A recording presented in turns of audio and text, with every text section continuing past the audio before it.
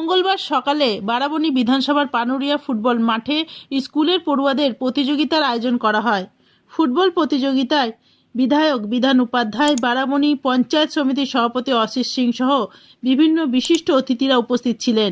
কিছুদিন আগে পঞ্চায়েত পর্যায়ের প্রতিযোগিতা হয়েছিল। যারা উত্তীর্ণ হয়েছিল তারা সার্কেল লেভেলে খেলবে।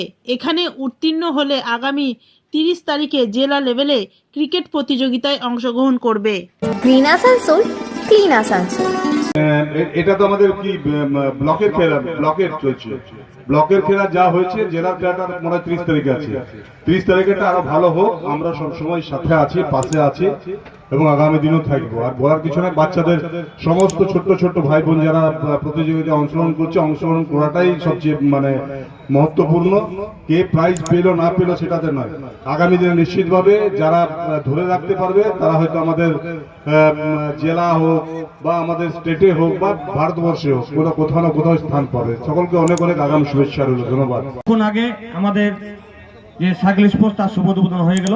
এখানে উপস্থিত আছেন আমাদের জেলা পরিষদের কর্মাধ্যক্ষা, উপস্থিত পঞ্চায়েত সমিতির সহকারী সভাপতি, উপস্থিত আছেন পার্টিজীবী উপপ্রধান এবং আমাদের কর্মাধ্যক্ষ আছেন, বিভিন্ন শিক্ষকগণ আছেন, আরো আমাদের যারা সমাজসেবী তারা আছেন, তারপরে অনেক যারা ছাত্রছাত্রী এখানে আছেন তারা খেলতে তারা আছেন, তাছাড়া অভিভাবক আছেন।